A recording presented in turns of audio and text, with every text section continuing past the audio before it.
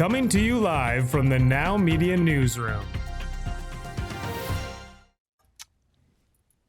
I'm Jim Check. You're watching Now Media. We're with me, Amelia, and I just asked how to pronounce your last name. It's Boultbee? Yeah, you got it. Oh, look at that. Got lucky there.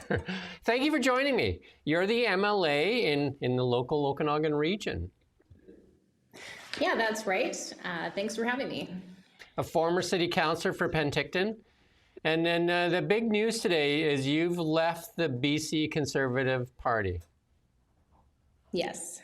You're the fifth MLA to leave now. What was your decision to leave?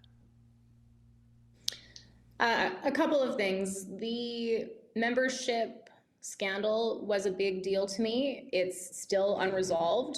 I believe John is completely implicated in this. That was when I first started to take a look at things and wonder, is this guy okay? Is he ethical? Can I trust him? He continued to tell stories in what can only be described as a cover-up. So I found that very unsettling, and those were the first seeds that were planted in my mind that maybe this guy is not somebody I should be following. And then ejecting Eleanor Sturko and trying to crush dissent, scare the caucus that they might get fired, and disparage Eleanor just because she's calling him out on his fraud. I just couldn't get past that. Yeah, Eleanor Sturko leaving the party was a big one for sure. I mean, it was she's a strong voice, and I thought that would be a big crack in the party. But I mean, it's five now. I mean, you could say the first few were kind of like they had a different idea, but Eleanor Sturko, then yourself. There's some accusations that John has made as well on you leaving. Is any truth to those accusations? Absolutely not. John has accused probably half a dozen members of the party of being the leak. He said that was the reason Eleanor got kicked out, and then the leaks continued after she was gone. So the fact that he's leveling this accusation, I'm in good company, it's not me. Now that I'm gone, the leaks are going to continue. And not that I'm saying leaks are okay, but I think John really needs to examine the reasons why. Why are people and staff in this party so scared to confront you that they feel they have no other choice but to do something like that? There's some stuff on X there talking about Rustad perhaps being unfair with women. Any like truth to that? I think that there's a pattern here that's really difficult to ignore. For example, there have been men in this party who have challenged John and confronted him in a variety of ways. And for whatever reason, he seems to, work it out with them, and it's not a big deal. But when a woman questions him at all, he goes absolutely bananas. He can't handle it. She becomes public enemy number one. He'll say anything to discredit her. And I can't ignore the fact that the people he's chasing out, firing, and running off are usually women.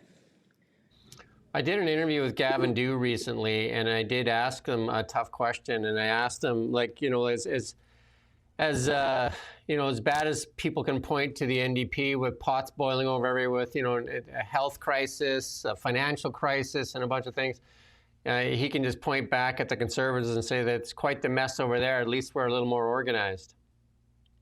I mean, it's hard to argue with that, because you don't need to just have good ideas in order to be appropriate to form the government. You also have to be ethical, which John is not. You should also have problems with lying, which John doesn't. He's got serious credibility problems. And you also need to be organized, and we don't have that either.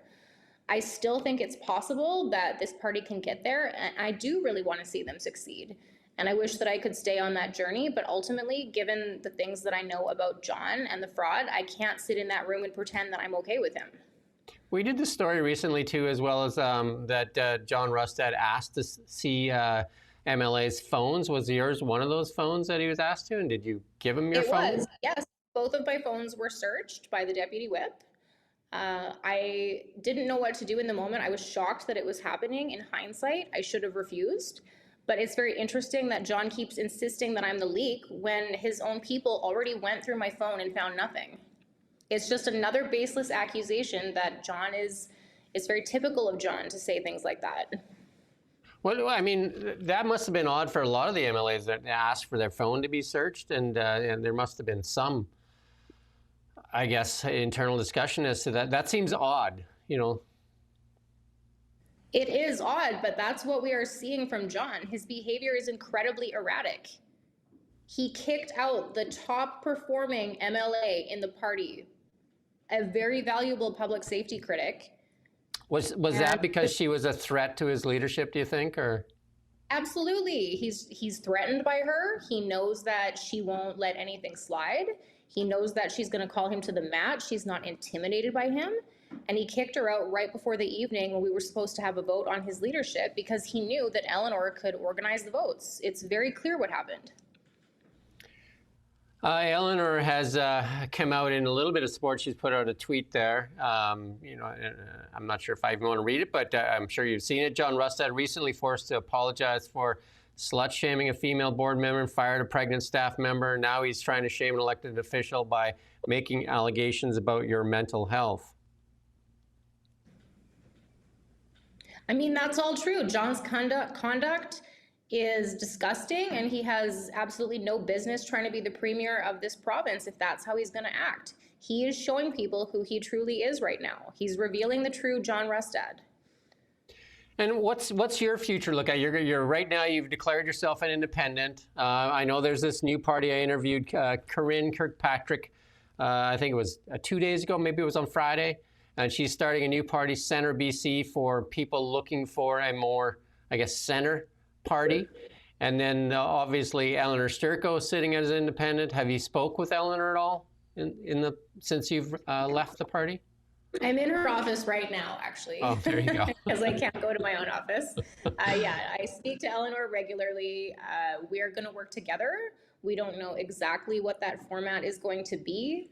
I'm just so focused on trying to make sure that I get the things done that I need to during this session for my constituents, and I'll worry about myself later. If John, I mean, there's a lot of calls on the internet right now. I'm seeing it from a lot of different places calling for his resignation. If he does resign, does that mean Eleanor and yourself maybe go back into the party fold and try to find a new leader that can bring this party back together? Because, I mean, it came from very few seats to, almost forming government. I would love to go back, and that would be the best case scenario for John to step down. I love my MLA colleagues. I do want to be with them. I like the party. I like our platform. Obviously, I would prefer to be with the party. So if John isn't there anymore, I would hope that there is a path back for me, but that's going to depend on a lot of factors, including, how my colleagues feel about what's happened today. So I don't want to make any assumptions. Do you think Premier Eby is going to take advantage of this weakness right now in the Conservative Party and call us, an election fairly soon so that he can get a majority? If I were him, I would. He'd wipe us right off the map. We would lose 10 seats immediately, maybe more. The polls kind of support that right now. It doesn't look good for, the Conservatives right now. Seem to be in a bit of disarray. We are in complete disarray, falling apart at the seams. If I were David, that's exactly what I would do. Although the last election wasn't that long ago, and you have to weigh the fact that it's about $80 billion and the public's not really going to like it. But if you had the chance to completely destroy the opposition, why wouldn't you take it? Yeah, so I guess sitting as an independent, what is you'll vote on issues as you see fit? I mean, I guess it wouldn't change much right now, but what's the immediate future look like for Amelia? Honestly, it's kind of business as usual. It's not really going to be that different for me. The time when being an independent really sticks out and you have problems is during an election because people don't vote for independents. But I'm already elected. I'm here. I can still go into the House. I can still vote. I can still meet with my constituents. And I'm actually freed up to have an even more collaborative relationship with the NDP now that I'm not bogged down by these partisan politics and these silly culture wars that John is constantly getting into.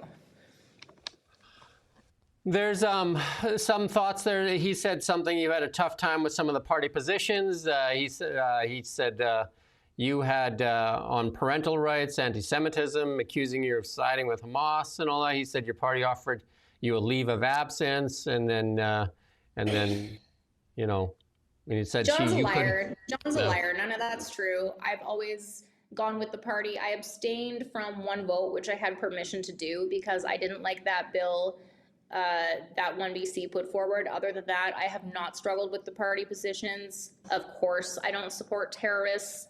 John is reaching right now trying to find anything. I was never offered a leave of absence. It's a complete lie.